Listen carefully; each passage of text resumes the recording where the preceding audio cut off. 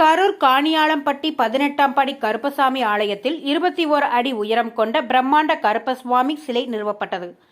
கரூர் மாவட்டம் காணியாளம்பட்டி அருகே உள்ள கோயில்பட்டி பகுதியில் பிரம்மாண்டமாக 18ஆம் படி கருப்பசுவாமி ஆலயம் பணிகள் நடைபெற்று வரும் நிலையில் இன்று ஆலயத்தில் கிடாய் வெட்டி கருப்பசுவாமி 25 அடி சிலையை இன்று நிறுவப்பட்டது. மிகப்பெரிய அளவிலான கிரைன் வாகனத்தின் மூலம் சுமார் 50 டன் எடை கொண்ட கருப்பசுவாமி சிலையை 3 அடி உயரம் கொண்ட பிரதிஷ்டை செய்து அதன் தொடர்ச்சியாக பிரம்மாண்ட கருப்பசாமிக்கு கையில் அருவாள் பொருத்தப்பட்டு தொடர்ச்சியாக பிரம்மாண்ட வண்ண மாலை, எலுமிச்சம் கனிமாலை உள்ளிட்ட மாலைகள் அணிவித்து பட்டாடை உடுத்தி தொடர்ச்சியாக கருப்பசுவாமி வாசலில் படைகளிட்டு அதில் 1000க்கும் மேற்பட்ட முட்டைகள் மற்றும் ஆட்டுக்கறி மற்றும் அன்னம் படைக்கப்பட்டு மதுபானம், சுருட்டு உள்ளிட்ட கருப்பசாமிக்கு பிடித்தமான உணவுகளை வைத்து படைகள் இட்டு தொடர்ச்சியாக அருள்வாக்கு வந்தபடி ஆலயத்தின் பூசாரி காளிமுத்து சுவாமிக்கு மகா தீபாராதனை காட்டினார். இந்த சிறப்பு நிகழ்ச்சியில் ஏராளமான பக்தர்கள் சாமி தரிசனம் செய்தனர். பின்னர் அனைவருக்கும் கருப்பசாமிக்கு படையல் இட்ட பக்தர்களுக்கு பிரசாதம் வழங்கினர். இதில் கரூர் மற்றும் சுற்றுவட்டார பகுதிகளில் இருந்து ஏராளமான கருப்பசுவாமி பக்தர்கள் கலந்து கொண்டு சிறப்பித்தனர். ஸ்ரீ 18ஆம் படி கருப்பணசாமி பக்தர்கள் அனைவருக்கும் வணக்கம். நம்மளோட கருப்பணசாமி பார்த்தீங்கன்னா இப்போ 21 அடி உயரத்தில் ஒரே கல் சிலை, அதாவது சாமி சிலை மட்டும் 25 டன்னும் இந்த 3 அடி பீடம் 13 டன் வெயிட்டும் உள்ளது. இந்த கல் பார்த்தீங்கன்னா சேலம் பக்கத்தில் சந்திரகாந்த கல். இந்த கல் ஒரே கல்லில் வேறு எங்கேயும், அதாவது எல்லா பக்கம் சிலை இருக்கலாம். இது மட்டும்தான் 18 படிக்கு மேலே கல்லாலேயே கட்டப்பட்டு மேற்கு முகத்தில் இருக்கக்கூடிய கருப்பசாமி.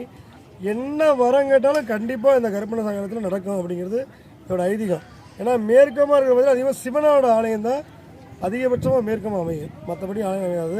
அது இங்கே மேற்கமாக வச்சோடைய காரணம் என்ன அப்படின்னா, இங்கே முனிய பதவி கிழக்கமாக இருக்கனால சாமி கனவுல தட்டி எழுப்பி சொன்னது, அன்னை அடங்கா முனி கிழக்கமாகவும் நான் மேற்கமாக இருக்க போகிறேன், அதனால் என்னை மேற்கமாக வச்சு 21 அடி உயரத்தில் கனவுல சொன்னதுனால தான் இந்த சிலையை இங்கே வச்சோம். இந்த ஆலயத்தில் 2019 வேலை ஆரம்பித்தது, இன்றைக்கி 2024 ஆயிடுச்சு. திருப்பணிகள் நடந்து கொண்டே இருக்குது. நம்ம தாந்தோணி மலையில் தான் காளியும் துர்க்கையும் ஒரே கருவறையில் இருக்கும். அந்த காளியும் துர்க்கையும் வரத்துக்கு பிறந்ததுனால அதனால தான் என்னுடைய பேர் காளிமுத்து. சரி, நம்மளோட அம்மா அந்த இடத்துல கோயில் கட்டுறதுக்கு யாருக்கும் உத்தரவு கொடுக்கல.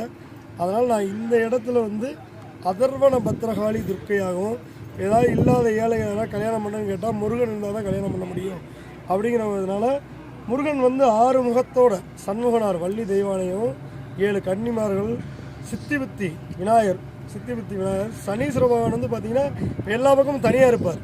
நமக்கு திடீர்னு கல்யாண தடை அந்த மாதிரிலாம் இருந்தால், கல்யாண நவக்கிரகம் இருந்தால் உடனே அந்த தடையெல்லாம் நீங்கி கல்யாணம் நடக்கும் அப்படிங்கிறதுக்காக 9 நவக்கிரகங்கள் சனீஸ்வர பகவான் மனைவியோடு இருப்பாங்க. கால பைரவர், பாதலிங்கேஸ்வர பெருமான் சொல்லி சிவபெருமானும், 16 அடி ஹைட்டில் 2 குதிரைகள், அதாவது குறவங்குரத்தியோட காளி மகிஷாசுரனை வதம் செய்கிற மாதிரி முன்னாடி வரும். இந்த மாதிரி திருப்பணிகள்லாம் நடந்துகிட்ருக்கு. இன்னும் 1 வருட காலத்துக்கு எல்லா திருப்பணியும் முடிஞ்சு கும்பாபிஷேகம் பெரிய லெவல், அதாவது எங்கேயுமே இல்லாத வகையில் 108 அடியார்கள் கொண்டு சிவனடியார்கள் கொண்டு இது வரைக்கும் இந்த ஆலயத்தில் தமிழ் முறைப்படி தான் 2011 சாமி சொல்ல ஆரம்பித்தேன். மணவாடி பெரியார் காலனியில் அன்னையிலிருந்து இது வரைக்கும் தமிழ்